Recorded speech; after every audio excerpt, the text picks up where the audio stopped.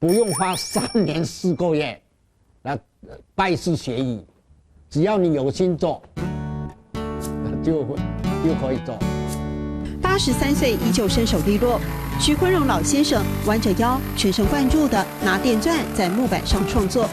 看到以前的窗花，就我再改良一下，不要用那个榫头。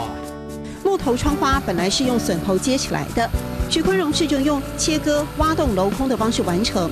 第一次动手时，他已经73岁。像这些啊，都是70岁以后才开始的，对不对？一定很多人问你说，哪个目标会嘛跟？你的目标是什么？同自己比赛，同去打比赛，和自己比赛。年轻时担任泥水师傅，对结构有概念。徐坤荣喜欢木雕，特别喜欢客家窗花。退休后，一头栽进木质窗花的世界。他心想，有兴趣去研究就不难。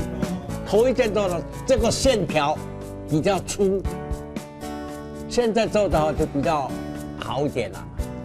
像这个是旧利用，不是买的那个旧匾。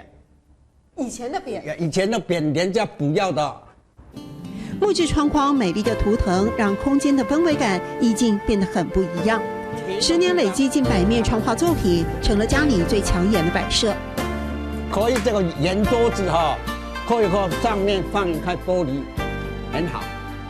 作品不买卖只收藏，讲到创作就眉飞色舞。徐坤荣说，还有好多创意可以发挥。年过80的客家阿公展现充满能量的创作热情。不是要大了卖，或者要做名，不是名利。不为名，不为名。完全兴趣。哪个目标係嘛嘅？同自己比賽。哪个目标係嘛嘅？同自己比賽。谢谢宗仪老师。